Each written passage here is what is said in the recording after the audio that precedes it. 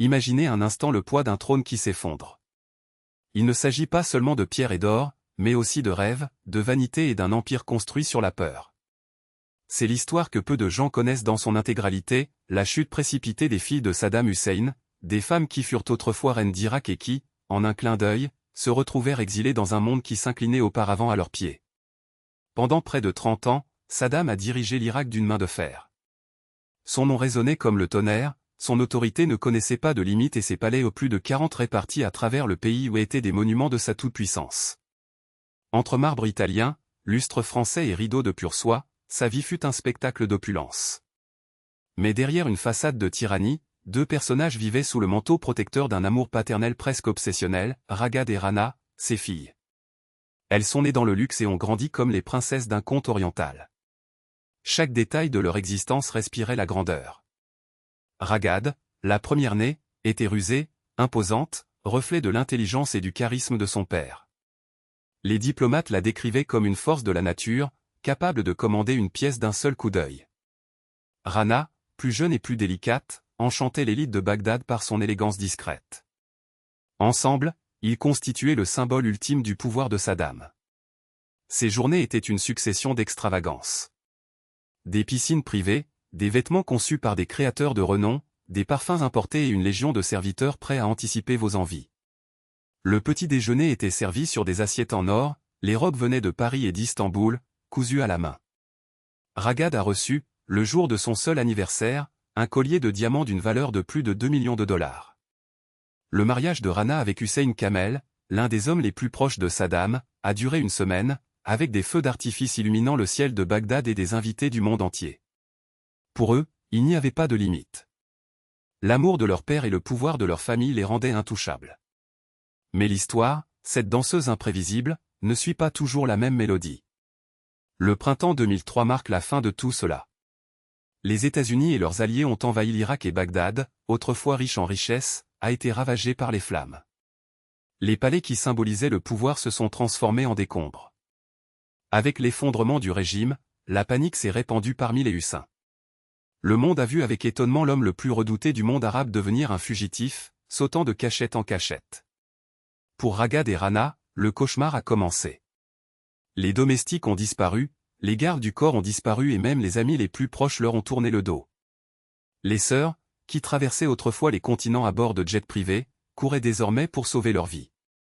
Lorsque les troupes américaines entrent à Bagdad, la famille royale se disperse. Saddam est entré dans la clandestinité. Ses fils, Uday et Qusay, ont été tués lors d'une violente opération.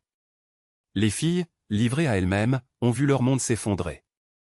La chute de Bagdad n'est pas seulement le renversement d'un gouvernement. C'était la fin d'une époque. Du jour au lendemain, Ragad et Rana sont devenus des cibles. Leurs biens ont été confisqués, leurs maisons saisies et leurs noms inscrits sur des listes de surveillance internationale. Ils fuyaient par des routes secrètes, de cachette en cachette, vivant comme des ombres. Imaginez, les mêmes femmes qui dînaient avec les rois et les ambassadeurs se recroquevillaient désormais dans le noir, n'osant même pas ouvrir une fenêtre. Ils affirment avoir passé des mois dans la clandestinité avant de parvenir à s'enfuir en Jordanie. Ils ont traversé les frontières déguisés, emportant seulement quelques bijoux et souvenirs d'un passé qui ne reviendrait jamais. Des années plus tard, un parent éloigné, Ziyuddin, a raconté le jour où il les a trouvés. Après des mois de recherche, il découvre que les deux hommes vivent dans une maison modeste et délabrée à Bagdad, avant de s'exiler. Ce qu'il a vu l'a laissé sans voix. Les sœurs, dont la beauté était comparée aux perles du désert, étaient pâles, épuisées, brisées. Les palais avaient disparu. Il n'y avait ni électricité, ni eau courante, ni garde à la porte.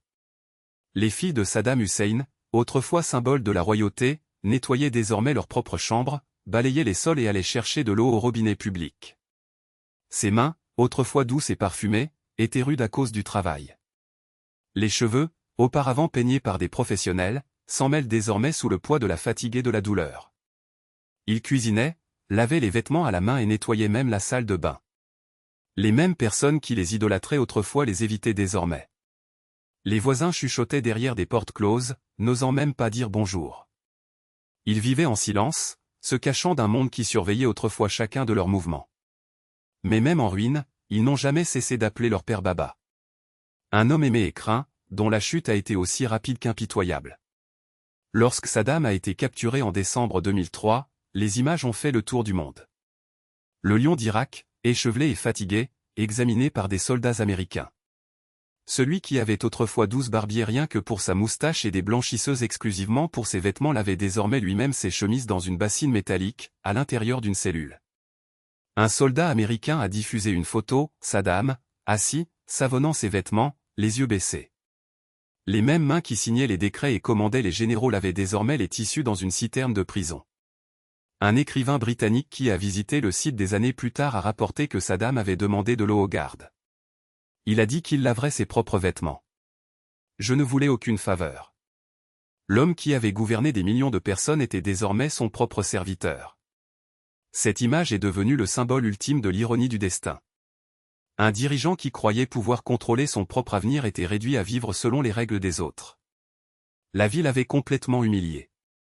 Et peut-être, dans cette humiliation, ai-je trouvé une paix étrange. La paix qui ne vient que lorsque tout ce qui est mondain nous est arraché.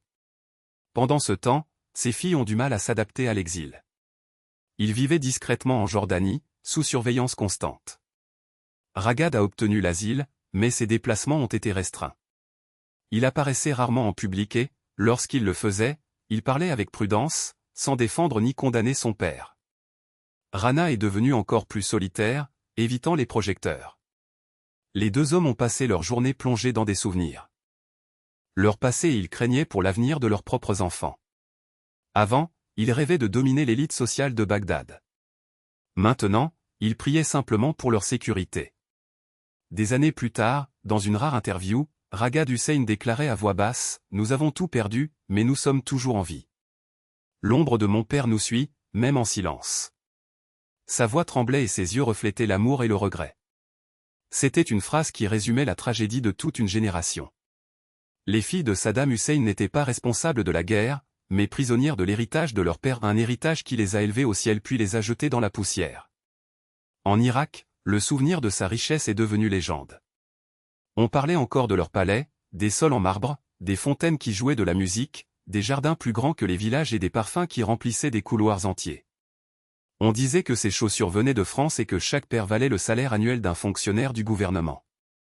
Mais tous ces symboles de fierté ne signifiaient plus rien. Les filles qui avaient autrefois des armées de serviteurs n'avaient plus personne. Ceux qui auparavant les saluaient traversaient désormais la rue pour les éviter. C'est là la véritable cruauté du pouvoir, il ne tombe jamais seul. Il entraîne tous ceux qui y sont connectés. L'histoire de Ragad et Rana n'est pas seulement celle de deux femmes.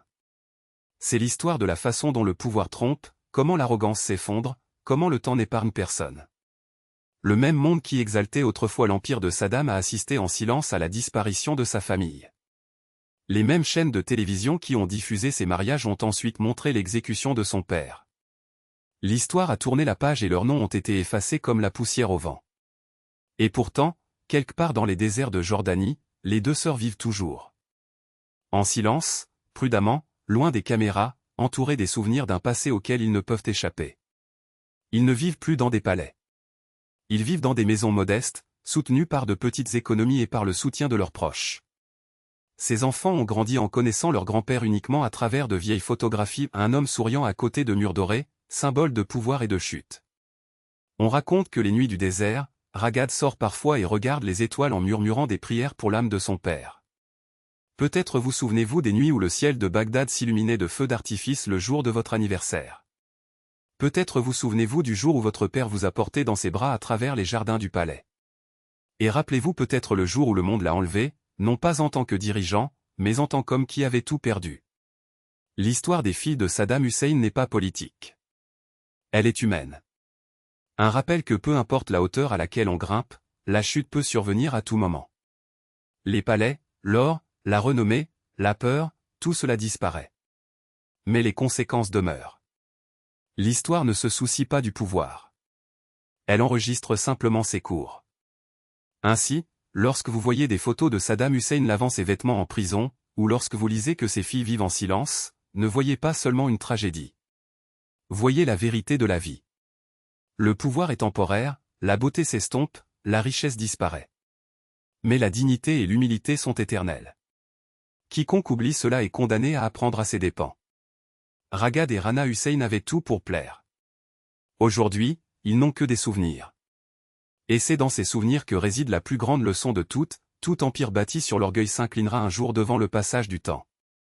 Ne laissez pas la même chose vous arriver.